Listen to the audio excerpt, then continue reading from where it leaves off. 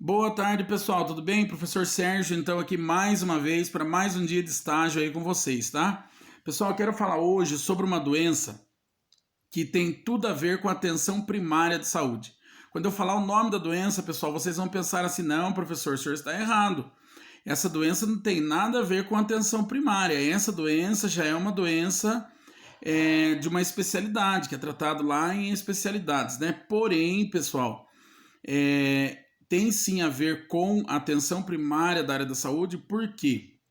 Porque o não tratamento das doenças de base, né, que são tratáveis aí na atenção primária, faz com que possa surgir o desenvolvimento dessa doença, tá bom? A doença, pessoal, é a doença renal crônica. Ah, professor, o que é essa doença renal crônica? É a perca das funções de filtragem dos rins, tá? O nosso rim, como todos vocês sabem, ele tem um papel muito importante, né?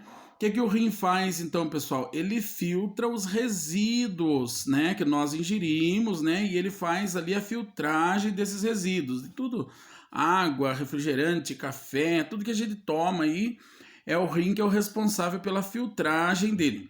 E o rim, ele faz o quê? Ele tem vários capilares dentro dele, né? Tem os néfrons, que são assim partes minúsculas e funcionam como filtros, né? Esses filtros, pessoal, esses capilares pequenininhos e os néfrons, né? Eles têm a função de fazer a separação daquilo que não vai ser utilizado pelo nosso corpo e deve ser desprezado através da urina e daquilo que vai servir como alimento ali para o nosso organismo, né? E assim, o que acontece? Por que eu digo que essa doença ela tem tudo a ver com a atenção primária? Porque assim, pessoal, vamos supor, em mais de 35% dos casos das pessoas que desenvolveram aí a falência dos rins, eles são pessoas hipertensas, tá? São pessoas que eles tinham hipertensão arterial, que era uma doença de base, e fez com que eles desenvolvessem então essa falência renal, né? Essa doença aí renal crônica. Tá, professor, mas como que a hipertensão arterial faz com que os rins eles parem? Tá, a pressão arterial, pessoal, nada mais é do que a força que o sangue ele faz nas paredes dos vasos sanguíneos, né? Lembra que eu já expliquei para vocês lá nas aulas, beleza? Quando a pessoa ele tem hipertensão arterial, ele tem uma força muito grande de pressão dentro desses capilares que são muito fininhos, né, os capilares dos rins, e faz com que aconteça então a falência desse órgão, né, fazendo aí com que tenha uma diminuição da filtragem em alguns casos, em outros casos a parada total da função, né, ou seja, da filtragem aí dos líquidos, né, que nós ingerimos, tá? Outros 25%, pessoal, das pessoas que desenvolveram essa patologia foi porque eram pessoas diabéticas. Nossa, professor, e o que tem a ver diabetes com doença renal crônica? Tá, a diabetes, pessoal, nada mais é do que a presença elevada de açúcar no nosso sangue, né? E essa presença de açúcar de forma desordenada no nosso sangue, ela começa a enfraquecer também esses filtros, né, que nós temos aí no nosso rim. E através desse enfraquecimento desse órgão, desses órgãos, né, a pessoa ele começa a desenvolver então a falência renal, tá? E como que eu devo então prestar os cuidados para prevenir essa doença tão terrível, né? Orientar, pessoal, as pessoas que têm hipertensão arterial a fazer a manutenção dessa hipertensão arterial de forma correta, tomar as medicações, né, manter essa pressão aí nos níveis aceitáveis, né? E a mesma orientação para o diabético, que mantenham o nível de glicose, né, da forma mais adequada possível, né? Para que não haja então aí o enfraquecimento desse órgão, né, do nosso rim. Beleza, pessoal. O que pode acontecer com uma pessoa que ele tenha a doença renal crônica? Bom, em primeiro lugar, se ela for descoberta no início, né, dá para ser tratada com medicações, Às vezes a pessoa ele perde só uma porcentagem do rim, às vezes perde um rim só, né? Então, assim, com medicações ele consegue ir controlando, tá? Mas, na maioria dos casos, infelizmente, a pessoa ele vem só descobrir que os rins dele não está bem quando ele parou de vez, né? E aí, depois que para os rins dessa pessoa, infelizmente, a única solução, pelo menos inicial aí, solução de urgência, nada mais é do que a hemodiálise, né?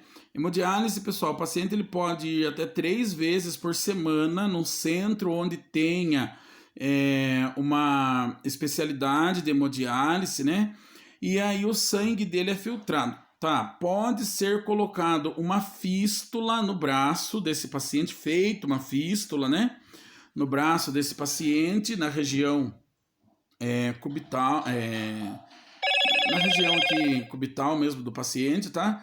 É ligado então um vaso e uma artéria, tá? Eles fazem a ligação de um vaso e de uma artéria. Quando você toca em cima dessa fístula, vocês vão perceber que tem um fluxo sanguíneo bem grande, sabe? Você sente mesmo a movimentação do sangue correndo, como se fosse um cano de água, assim, sabe a água da rua, quando passa bem correndo? É a mesma sensação, tá? Por quê? É por ali, pessoal, que o sangue ele vai sair do corpo desse nosso paciente, vai ser filtrado e depois vai retornar, né? Vai ser filtrado ali na máquina e depois retorna. Esse paciente, pessoal, que é renal crônico, ele tem assim uma meta de ganho de peso semanal. Ah, mas como, professor, ganho de peso semanal? Porque ele não elimina os líquidos, né? Ele não elimina também os resíduos desses líquidos que ele ingeriu, fazendo aí com que a pessoa ele tenha seríssimos problemas, né? Então, o que acontece? Ele não pode tomar muita água, não pode tomar muito café, refrigerante de jeito nenhum, não pode tomar bebida alcoólica, né? Porque senão ele vai aumentar muito o peso corporal dele, que é o peso de líquido que ele tem, né? E aí pode causar, então, edema de pulmão, né? Levando ele a óbito, tá bom? Pessoal, então, isso, a fístula já está feita em um paciente que já está há algum tempo que ele está fazendo ali a hemodiálise. Já num paciente que ele acabou de descobrir que tem a doença renal crônica, o que vai acontecer com esse paciente? Vai ser colocado um catéter venoso, né, aqui na artéria desse nosso paciente, né? Vai ser feita uma incisão aqui e vai colocar esse catéter venoso para que o sangue dele saia então aqui por cima e faça aí esse tratamento, né, da hemodiálise, tá? É uma doença bastante sofrida, pessoal, aí que tem como ser prevenida, né? E a prevenção ela começa então lá nas unidades básicas de saúde, onde a gente recebe o paciente hipertenso, onde nós recebemos o paciente diabético, né? A gente deve então fazer as orientações para esse paciente para que no futuro ele não seja um paciente que tenha tido a lesão dos seus rins, né? E precise fazer então hemodiálise.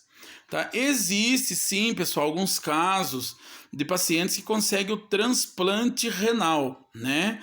Ele entra na fila e aguarda o transplante renal. Tem alguns também que o rim é doado por algum familiar, porém existe um processo para saber se esse paciente ele é compatível com a pessoa que está doando ou não, né? Tem todo aí um processo que demora bastante tempo, tá?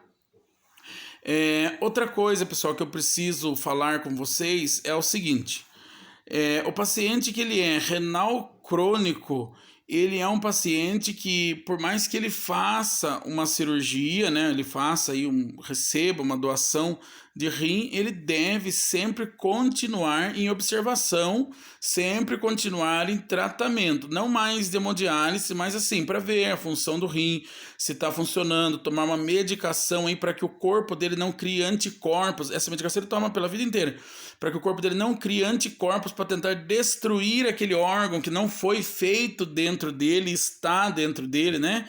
Então, assim, esse paciente ele vai ser acompanhado até o resto da vida. Não é porque ele fez aí a cirurgia e ganhou um rim novo que ele já está tranquilo, pode sair fazendo o que ele quiser, tá bom?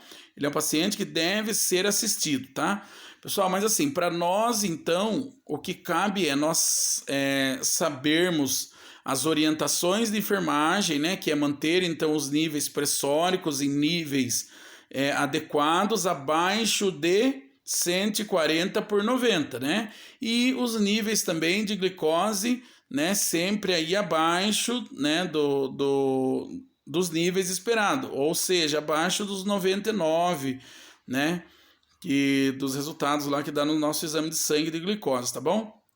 Pessoal, as orientações de enfermagem quanto a uma pessoa que é renal crônica, tá? A primeira orientação de enfermagem para nós é que nós não devemos aferir a pressão arterial do paciente no braço onde ele tem a fístula, tá bom? Então, no braço que ele tem a fístula, jamais eu vou aferir a pressão arterial dele, tá?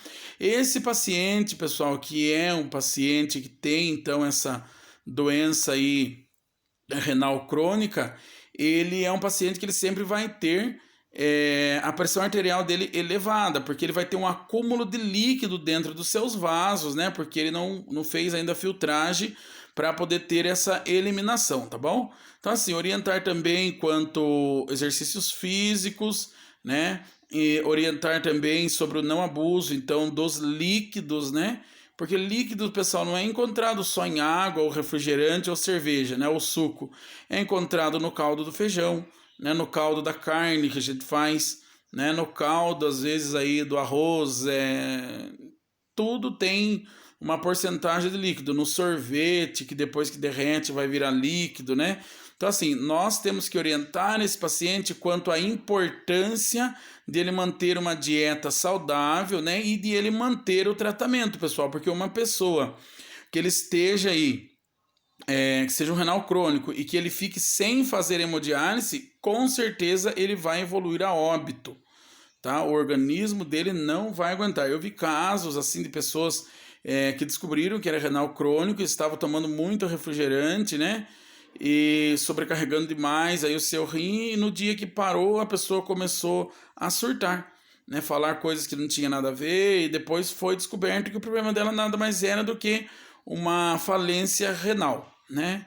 Então, assim, nossas orientações são essas, tá? Devemos sempre demonstrar a esses pacientes a importância, então, de manter os níveis pressóricos e níveis glicêmicos, né? Dentro dos padrões esperados, né? Praticar exercício físico, e quando o paciente já tem aí um problema renal, ele também deve manter aí a dieta de forma que o nutricionista, o médico, passou para ele, tá bom?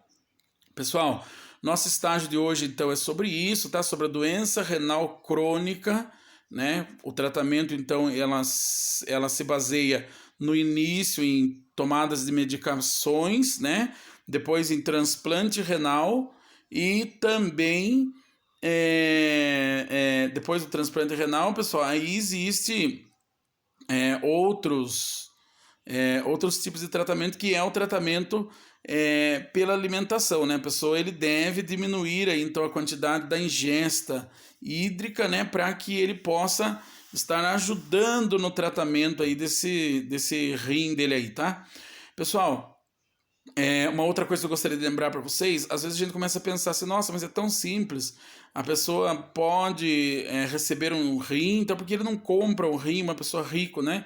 Poderia comprar um rim e receber. Pessoal, no Brasil é totalmente proibido a venda de sangue ou então de qualquer tipo de órgão, tá? Existe uma lei que proíbe a comercialização, né, de produtos sanguíneos ou então de órgãos e tecidos, tá bom?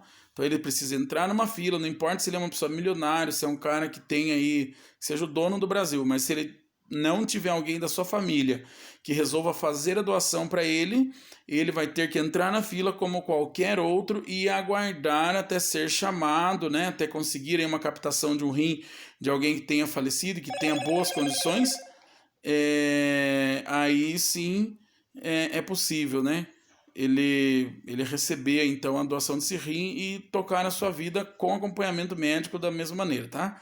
Então, pessoal, nosso estágio de hoje é isso aí. A gente falou um pouquinho sobre a doença renal crônica, né? O que é e quais os sinais e sintomas, né? Que é aumento da hipertensão arterial, né? E edema também nas pernas, né? Em membros inferiores, né? E aí, pessoal, nosso estágio hoje, então, é isso, tá? E anotem no relatório de estágio, tá? E envia para mim depois, tá bom? Não deixe para fazer o relatório de estágio muito em cima do dia, porque às vezes pode acabar complicando, tá? Pessoal, então tenha uma boa tarde, até mais, tá?